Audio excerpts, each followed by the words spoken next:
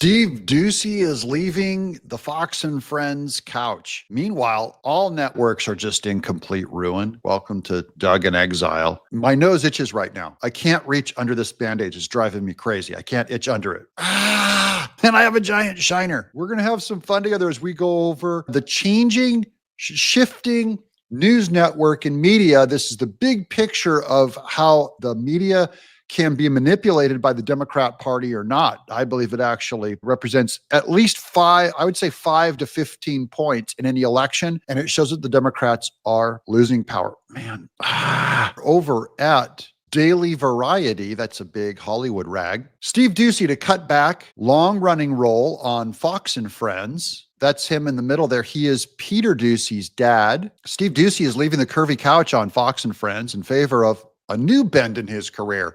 Doocy will cut back on the time he spends on the long-running Fox News Channel morning show, serving as a co-anchor 3 days a week from various locations in the Southeast and Midwest, among other locales. So really, he's getting out of New York. He's going back to the Midwest, which is where his roots are. And so he'll be going to, to those diners, interviewing nice people and checking in with Fox and Friends. After decades of getting up at 3:30 a.m. and driving into New York City in the dark, today is the last day I will host the show from the couch, unquote, Doocy said on Thursday's broadcast of the program. I am not retiring. I'm not leaving the show. I'm still a host, but it's time for a change. Yeah. For Fox News viewers, the move is a seismic one. Doocy has held forth on the Fox Corp owned cable outlet since its launch in 1996, first as a weather correspondent and then co-host of Friends when it debuted in 1998. For nearly 30 years, Steve has been a force on the curvy couch with his signature smile and wit. His relationship with our audience is unmatched, and we're looking forward to him taking his trademark style from the couch to cities across America's heartland, where he will co-host from diners to pickleball courts and more. And finally, not have to drive across George Washington Bridge at 3:30 a.m. every morning. He's going to be reaching the heartland, which is more of the MAGA center, blue-collar show. Some of you are probably wondering what kind of a shallow person quotes Variety, a Hollywood rag, Variety magazine. Oh, look at this one from 10 years ago. Joe Ballerini, who is adapting Fox Animation's Cardboard, based on the graphic novel by Earthworm Jim creator Doug TenNapel. That movie never got made, by the way. But that was one of the 2 times I showed up in the pages of Daily Variety. Meanwhile, here's some other. Trump is watching MSNBC, and he's been tweeting about it. We're going to go into this with Stephanie Rule. This is over at The Independent in the UK. Based on Trump's social media feed, the president spent much of his Friday morning binge watching MSNBC and growing increasingly enraged by what the hosts had to say about his global trade war. This is what I mean by media is dictating that they're trying to get you nervous about Trump's tariffs. They fail because they're losing reach. We've talked about this since the election. Over the last 4 years, media is losing its reach. That means their inability to dictate to you and manipulate you is getting harder and harder. They have to hold on to that crazy far left liberal audience, and that's not us.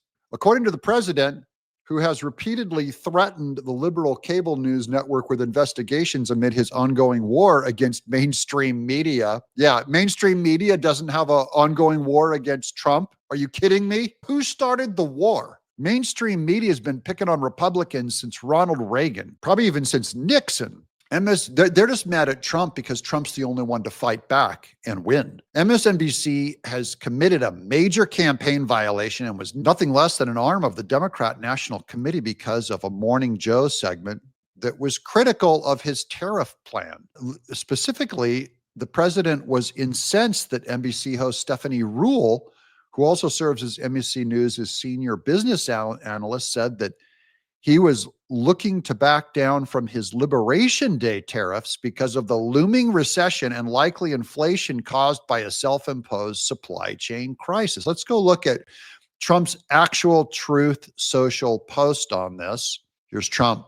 I just watched an exhausted, highly neurotic Stephanie Rule spew lies about tariffs, as do many others. in order not to give me the victory that we all see coming. Few people know Stephanie Ruhle, but I do, and she doesn't have what it takes. I love his commentary. Our deal with the United Kingdom yesterday was amazing for both countries. And in addition to everything else, British Airways just ordered $10 billion worth of new Boeing planes. We're going to make a fortune with tariffs.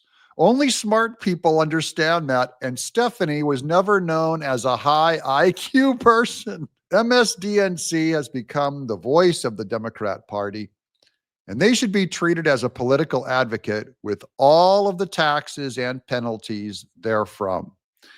Their ratings are terrible, but Brian Roberts and his crew should be forced to tell the truth, make America great again. That's Trump on Stephanie Ruhle. And I love his commentary. That's straight up honesty, what he thinks. Yesterday, I mentioned this for just a second about Jen Psaki. I'm going to get this article up here from Fox News about her ratings bombing, since we're talking about networks and their future and what they're going to do. On Jen Psaki over at Fox, it says, Psaki bombs. MSNBC's newest primetime program sheds 53% of viewers from key demographic in second episode. Jen Psaki took the place of Rachel Maddow's slot, which we also announced when she got the boot.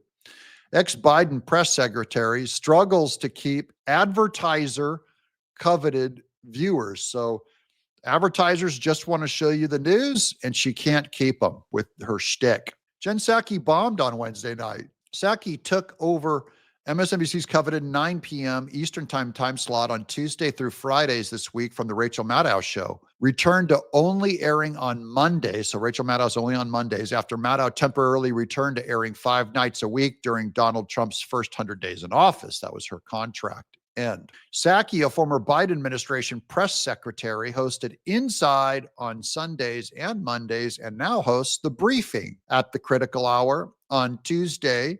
Psaki's briefing debuted with 1.2 million viewers and 139,000 in the advertiser-coveted demographic of adults 25 to 54. But her second episode on Wednesday plummeted to just over 1 million total viewers and only 65,000 in the demo. That means my channel at times has performed better than Jen Psaki's episode last night. So, but here's the difference. I don't care about performance or anything, but I do this show alone. It's just me with a cheapo camera, cheap computer. I edit it myself, cheap microphone, cheap lights. And she has a crew, makeup artists, cameras, a giant multi-million-dollar studio, giant broadcast. And my show is reaching more people. And that's why their business model is dead. Network media, they're going down. They're going to get replaced by people like me on both the right and the left. And that's why I'm glad you're part of my show. I hope you'll subscribe. Get me to 1 million subscribers, my people. I'm Doug in Exile.